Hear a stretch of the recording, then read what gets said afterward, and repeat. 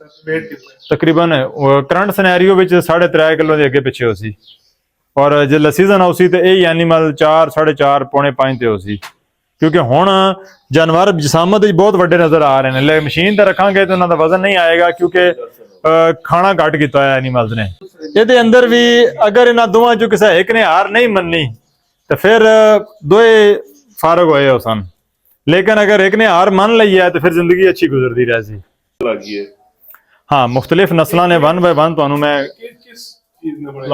ये प्लास्टिक दा है इस दे अंदर स्पेशल किस्म का एक हार्डनर यूज किया गया है ताकि खरगोश इसनू कट ना सके हाँ जी हार्ड बनाया गया है प्योर प्लास्टिक लेकिन इस दे कोई स्पेशल चीज वो फैक्ट्री वाले नहीं पता है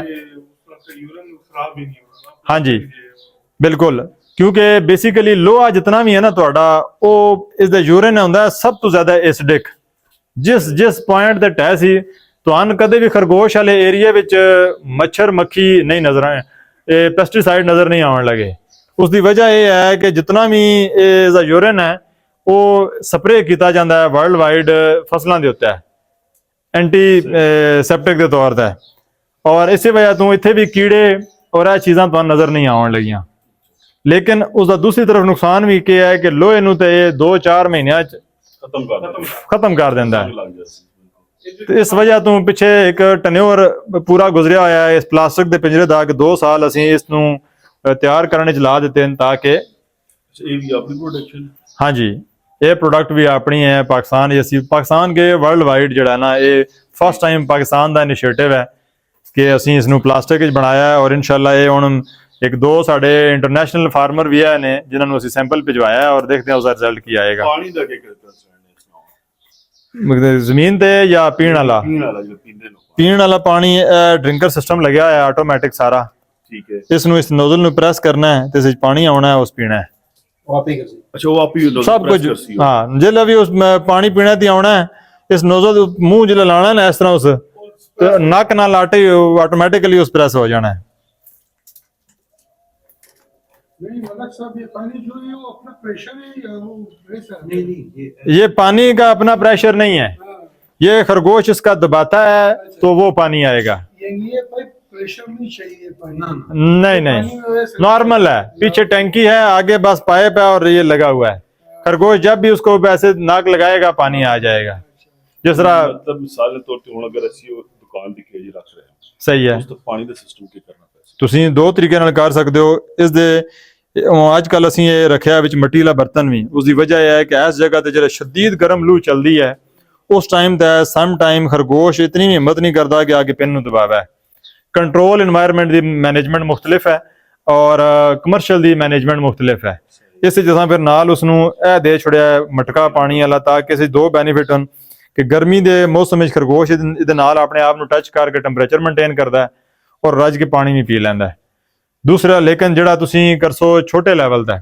उस विच एक तो यह नोजल लग जासी इस नाल तुसीं ते बोटल ला सकते हो कि डायरैक्ट डेली वो बोटल भरो तो वो चलती रह सी बोटल नोजल भी एक अलग आ जाती है वो ला सकते हो और यह वाला सिस्टम भी ला सकते हो पिछे एक ही रख के टैंकी सारिਆਂ ਨੂੰ कनैक्शन दे देवो तो मतलब उस सारे के सारे कनैक्शन किए जा सकते हैं पता चल सी कि बीमार है कि नहीं है खरगोश जिस वक्त भी कोई साइन सिम्पटम दे रहा होंदा ना वो खुराक ते कदे भी नहीं आउंदा ये तुहाडी और एक ऐसा एनीमल है जिहड़ा साइकोलॉजिकली भी तुहाडे नाल अट्रैक्ट करता है मतलब असीं हुण सारे फिर रहे हैं ना इन्हां नूं कोई परवाह कोई नहीं लेकिन अगर इत्थे ही मेरा जिहड़ा लड़का है जिहड़ा इन्हां नूं खुराक पाना है जिहड़ा चलना है वो अगर फार्म ने अंदर आवे और बाल्टी चा के सिर्फ चलना शुरू कर सी ना तो इत्थे ज़लज़ला शुरू हो जासी इन्हां पता है कि मेरा जो अट्रैक्शन है वो बंदा पहुंच गया है मैक्सिमम बड़े फुले ने एज कितनी हो सी इसकी जितना भी एनीमल है ना ये वजन करता है 7 महीने 3.5 किलो तो लैके 5 किलो ठीक है लिहाजा इन्हां विच कुछ पुराने एनीमल भी ने और कुछ जिहड़े जिस तरह एनीमल है यह वाला एनीमल है जिस तरह अगे यह चल रहे हैं इन्हां दी उम्र है तकरीबन 8 महीने 10 महीने हाँ यह फैंसी एनीमल है ये लाइन डवार्फ ब्रीड है एज ए पैट परपज पाली जाती है नायाब नस्लों च आ जाती है इस तरीके नाल जिहड़ा एनीमल है ये तकरीबन 20-25 हज़ार 30 हज़ार ब्रीडर पेयर हाँ जी एज ए पैट ਇਹ ਅੱਗੇ ਆ ਜਾਂਦਾ ਵਾ ਬਲੂ ਆਈਜ਼ ਵਿੱਚ ਉਹ ਇਹ ਬਰੀਡ ਹੈ, ਇਸ ਨੂੰ ਫਲੈਮਿਸ਼ ਬਰੀਡ ਕਹਿੰਦੇ ਨੇ। ਇਸ ਤੋਂ ਅੱਗੇ ਆ ਜਾਓ ਜੀ, ਉਸ ਦਾ ਮੇਲ ਹੈ ਉਸ ਤਰਫ। ਅਮਰੀਕਨ ਚਿੰਚਲਾ ਹੈ ਬਰੀਡ ਜਿਹੜੀ ਹੈ ਸਿਲਵਰ ਕਲਰ ਵਿੱਚ। ਇਹ ਅੱਗੇ ਸੋਵੀਅਟ ਚਿੰਚਲਾ ਇਸ ਨੂੰ ਕਹਿੰਦੇ ਨੇ। ਮੀਟ ਵਾਲੀ ਹੈ, ਇਹ ਮੀਟ ਵਾਲੀ ਬਰੀਡ ਹੈ। ਸਾਰੇ ਮੀਟ ਵਾਲੀ। ਇਹ ਮੀਟ ਵਾਲੀ ਹੈ ਜਿਹੜੀ ਉਹਨਾਂ ਪੁਆਇੰਟ ਕੀਤੀ ਹੈ ਨਾ, ਉਸ ਨੂੰ ਛੋੜ ਕੇ। ਇਹ ਤਕਰੀਬਨ ਇਸ ਵਕਤ 1 ਸਾਲ ਦਾ ਹੈ ਐਨੀਮਲ ਹੈ 1 साल है जी। इसमें कितना होती है इसमें वेट कितना है? ਤਕਰੀਬਨ ਕਰੰਟ ਸਿਨੈਰੀਓ ਵਿੱਚ 3.5 ਕਿਲੋ ਦੇ ਅੱਗੇ ਪਿੱਛੇ ਹੋ ਸੀ। ਔਰ ਜੇ ਸੀਜ਼ਨ ਆਉ ਸੀ ਤੇ ਇਹ ਐਨੀਮਲ 4, 4.5, ਪੌਣੇ 5 ਤੇ ਹੋ ਸੀ। ਕਿਉਂਕਿ ਹੁਣ ਜਾਨਵਰ ਜਿਸਾਮਤ ਵਿੱਚ ਬਹੁਤ ਵੱਡੇ ਨਜ਼ਰ ਆ ਰਹੇ ਨੇ। ਲੈ ਮਸ਼ੀਨ ਤੇ ਰੱਖਾਂਗੇ ਤੇ ਉਹਨਾਂ ਦਾ ਵਜ਼ਨ ਨਹੀਂ ਆਏਗਾ, ਕਿਉਂਕਿ ਖਾਣਾ ਘੱਟ ਕੀਤਾ ਹੋਇਆ ਐਨੀਮਲਸ ਨੇ।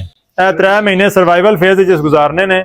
जैसे ही टेम्परेचर ठंडा मिलता गया, इन्हें फौरन वेट गेन करना है और तगड़ा हो जाना है। ये तो अपना ब्रीडिंग से हाँ, ये साडा ब्रीडर सेटअप है। पेरेंटल फ्लॉक लगे हुआ है पीछे। सोवियत चिंचला है, आगे वियना ब्लू ब्रीड लगी हुई है जी जी। 5 साल तक चलता है। नाल असीं खुद उसनू चेंज करते रहते हैं ताकि लाइन ब्रीडिंग के मसाइल ना आवन। आउटलाइन ब्रीडिंग असीं कराते हैं। हुण मिसाल है, हुण साडा इस वक्त मेल पिया होया है। ये तकरीबन इसका वेट जाता है पौने 6 किलो के अगे पिछे। यह ब्रीडिंग बॉक्स है जोड़ा कि रख दिता जाता है और 25 दिन इसनू खुश्क लूसन वगैरह दे देने और फिर अगे अपना ही सिस्टम सारा नेस्टिंग करेगी और 30 तारीख डिलीवर करके अपने एनिमल्स नू खुद ही पालेगी। प्रेग्नेंट की नहीं फीमेल। फिलहाल असीं ज़रा सीजन ऑफ चल रहा है तो 2 महीने सारा एनिमल रेस्ट है। जिन्हें डिलीवर किया है बाकी फिलहाल किसी ਨੂੰ ਅਸੀਂ ਮੇਟ ਨਹੀਂ ਕਰਵਾ ਰਹੇ। ਉਹ ਬੱਚਿਆਂ ਵਿੱਚ ਤਾਂ ਖੈਰ ਉਸਦਾ ਸੈਕਸ਼ੂਅਲ ਪਾਰਟ ਵੇਖਣਾ ਪੈਂਦਾ, ਬਰੀਡਰ ਤੇ ਵੈਸੇ ਹੀ ਕਲੀਅਰ ਹੋ ਜਾਂਦਾ ਹੈ। ਵਜਾਈਨਾ ਔਰ ਟੈਸਟਿਸ ਉਸਦੇ ਕਲੀਅਰ ਹੁੰਦੇ ਨੇ। ਇਹ ਨਿਊਜ਼ੀਲੈਂਡ ਵਾਈਟ, ਇਸ ਤੋਂ ਅੱਗੇ ਕੈਲੀਫੋਰਨੀਅਨ ਬਰੀਡ ਹੈ। ਇਹ ਕੈਲੀਫੋਰਨੀਅਨ ਹੈ। ਇਸ ਦਾ ਹਾਂ, ਇਸ ਦਾ ਨੱਕ, ਕੰਨ, ਦੁਮ, ਪੰਜਾ ਕਾਲਾ, ਬਾਕੀ ਸਾਰਾ ਸਫੇਦ ਔਰ यही पैटर्न आउंदा है। और इस एज ए पैट परपज भी लोग पालने, क्योंकि गर्मियां में अपने कन सफेद कर जाना है, सर्दियां में काले करना है। ये न्यूजीलैंड वाइट है। अमेरिकन चिंचला नहीं, वाइट जितना भी है ना वो न्यूजीलैंड वाइट ब्रीड है। जी सिल्वर ब्राउन ब्लैक है वो अमेरिकन चिंचला ब्रीड है। ये 3 नस्लों का अलग अलग पैटर्न है। हाँ जी, यह हुण अमेरिकन चिंचला च आ जाता है। यह कैलीफोर्नियन है और ये न्यूजीलैंड वाइट है। वाइट तो ही वो अपना दस दिंदा नहीं। ये इस वक्त फॉर सेल जिहड़ा साडा स्टॉक तैयार है वो लग्या है। ये 2 महीने तो लैके ते 5 महीने तक का स्टॉक है। डिफरेंट प्राइसिस नो डिफरेंट उस चल रहे। उसनू क्या कहना चाहिए, एक बड़ा बेहतरीन लफ्ज़ सी रुतबे दी जंग।